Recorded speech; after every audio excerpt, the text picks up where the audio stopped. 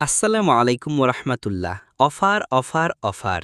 Nokia ৩৩১০ শক্তপোক্ত phone একবার কিনে ব্যবহার করুন বছরের পর বছর। ফোনটির রেগুলার প্রাইস ২৬৫০ টাকা, কিন্তু বর্তমানের অফার প্রাইস মাত্র ২২৫০ টাকা।